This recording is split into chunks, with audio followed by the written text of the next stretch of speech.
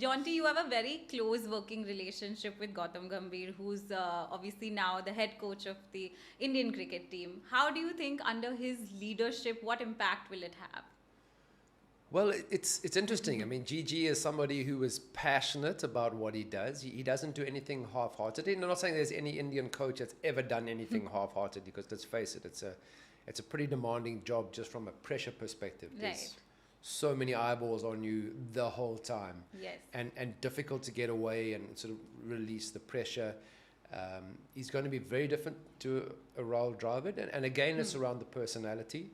And which is great, because every coach brings something different. Right. It also, I think the key there is how he's going to work. There's, the Indian team is very mature. Yes. I'm not being rude, it's very mature.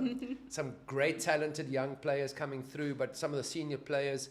So there's transition happening within India, maybe not this year, but it's a case of going, how does that all sort of fit into with his personality? He's Gigi's, as I said, he's not somebody who stands back. I'm sure he will give players room, but he is quite a demanding guy, because he gives 100% all the time. Right. So there is no off button. Don't worry, it's not that important. It's everything, detail.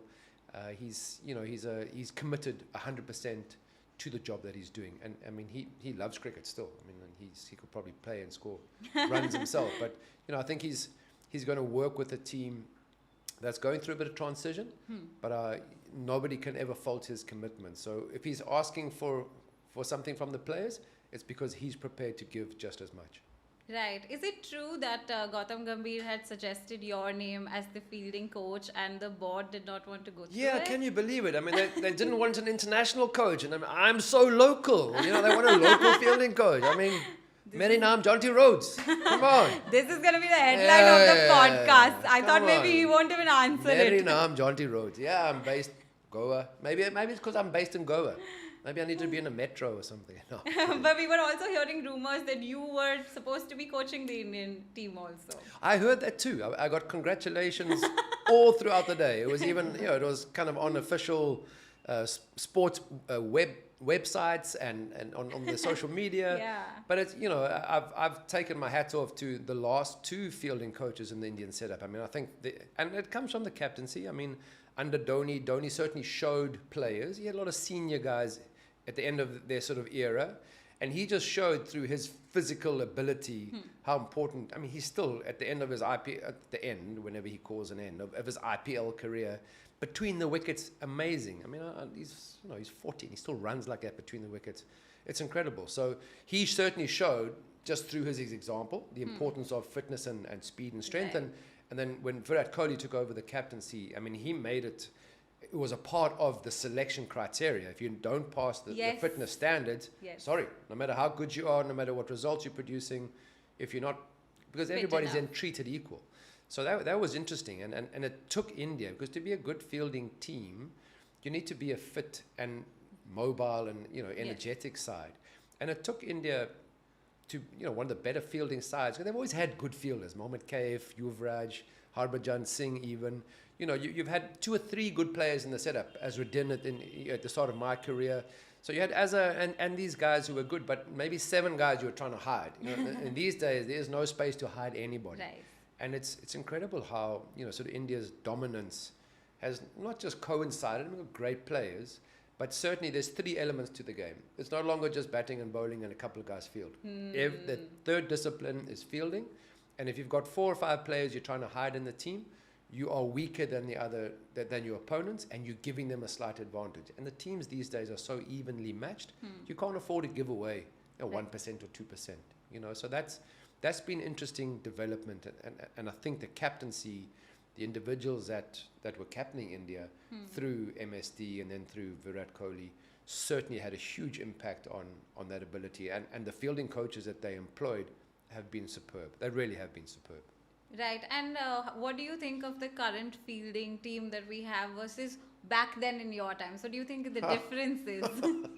What fielding team in my day? I mean, they had, so Azharuddin at Gully in that sort of region, great hands, quick movement. Mohammad Kaif, excellent fielder. But you literally, if someone put a foot down to stop the ball, that was the extent of fielding, or calling the ball board, you throw the ball back, that was it. So, we as a South African team in the early 90s, because of the years of isolation, had no international experience. But South Africans, we play multi-sport, not just cricket. So some guys were good rugby players, I was a hockey player, tennis players. So for us, the fitness part and the mobility wasn't a big change. It was just a bit more dedication towards focusing on the fitness, because it was never in the gym. You didn't have a strength and conditioning coach. We as a team just did hours and hours, half an hour at the end of every practice, just working specifically on our fitness. And I would generally come from 6 months of hockey into cricket season very fit, because everything with hockey is just running. It's like football, guys run the whole time.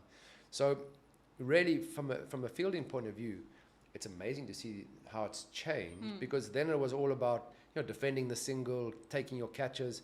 Now it's saving on the boundary, all the shots that the players are playing, the incredible catches, the juggling stuff, the passing to your partner, which we practice, but was never a part of the game when I was playing.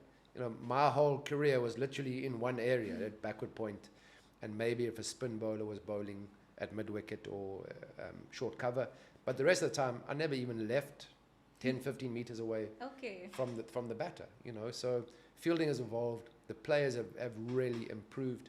And it's great to see that the focus on fielding, because I was always so passionate about fielding. And it's nice to have had a job, because my playing days were done long before the IPL. I worked for a bank in South Africa, so I have a commercial degree, and suddenly the IPL came around, and it was exciting to be a part of, as an assistant coach, to be a part of the game again. So it's been a great journey, I think, seeing how fielding has evolved and developed, and how the players in the Indian setup now are superb. So as I said, they had 2 or 3 good fielders. Yes. Now they've got, Jadeja is just ridiculous in the field. Suresh Raina, I'm a huge fan of when he played. I just love seeing him in the field. So, but as a team, generally, they work really well, and they've worked really hard at their fielding over the last 10 years. Yes. So, and you're seeing that, and we will look at the IPL, these young players that come through, they are really good fielders already. So even at state level, there's a big focus on improving their fielding performance as the third discipline with batting and bowling.